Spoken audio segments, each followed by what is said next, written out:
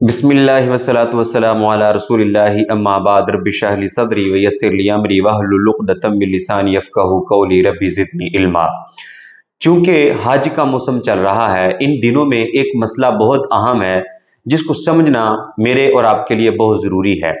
वो मसला है जिस्म के गैर ज़रूरी बालों को काटना और फिर नाखूनों को तराशना। नाज़रीन, जिस मोमिन मुसलमान ने कुर्बानी करनी है उसके लिए तो वाज़ेह हुक्म है कि वो बाल और नाखून नहीं कटवाएगा, नहीं तराशेगा। लेकिन जिस बंदे ने कुर्बानी नहीं करनी, बाल और नाखूनों के हवाले से उसके लिए क्या हुक्म है? मैं रसूलुल्लाह सल्लल्लाहु अलैहि वसल्लम की एक हदीस आपके सामने पेश करना चाहता हूं, और ये वही हदीस है जिससे उलमा ये इस्तदलाल लेते हैं कि अगर जिसने कुर्बानी नहीं करनी वो बाल और नाखून नहीं तराशेगा तो उसको भी कुर्बानी का ही सवाब मिलेगा।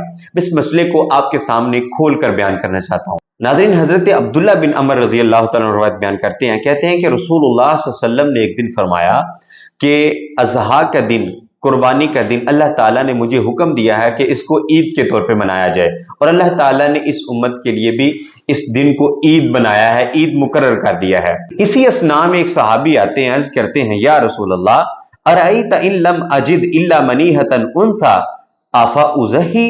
या रसूल अल्लाह, आपका क्या ख्याल है कि मेरे पास सिर्फ एक मादा जानवर है जिससे दूध हासिल किया जाता है, क्या मैं उसे ही ज़बह कर दूं?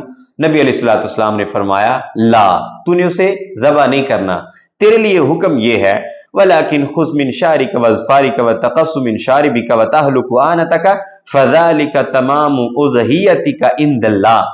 तू ऐसा करना, जब कुर्बानी वाला दिन हो, लोग कुर्बानी करें तो तूने अपने बालों को मूंड लेना है, तूने जो अज़ाफ़ी बाल हैं उनको साफ कर लेना है और अपने नाखूनों को तराश लेना है, अपनी मूंछों को काट लेना है। अल्लाह ताला के यहाँ यही तेरी कुर्बानी है। नाज़रीन, ये हदीस है जिस हदीस की बुनियाद पर उलमा इस बात का हुक्म देते हैं कि आप भी अगर बाल और नाखून नहीं कटवाएंगे, तराशेंगे, तो आपको भी कुर्बानी का ही सवाब मिलेगा। सामीन, पहले हम इस हदीस की सेहत पे बात कर लेते हैं। ये हदीस जामे तिरमिज़ी में भी है, नसाई में भी है, अबू दाऊद शरीफ में भी है और हाकिम में भी है।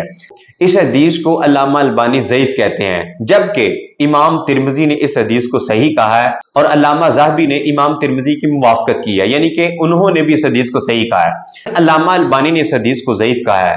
अगर इस हदीस को सही मान भी लिया जाए तो इस हदीस में आपने गौर किया होगा, रसूलुल्लाह सल्लल्लाहु अलैहि वसल्लम ने उस सहाबी को ईद वाले दिन बाल मूंडने को कहा है, नाखून तराशने को कहा है, मूंछें साफ करने को कहा है।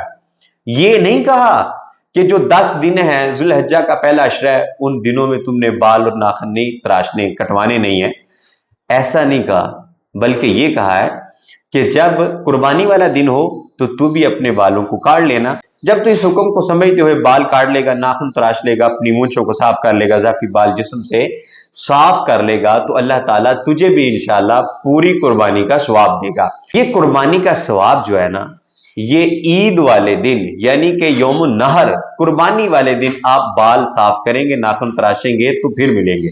अदरवाइज कोई भी ऐसी सही हदीस नहीं है जिससे हमें ये पता चलता हो कि पहले 10 दिनों में अगर आप बाल और नाखून नहीं तराशते तो आपको भी कुर्बानी का सवाब मिलेगा। ऐसा कहीं से भी साबित नहीं होता।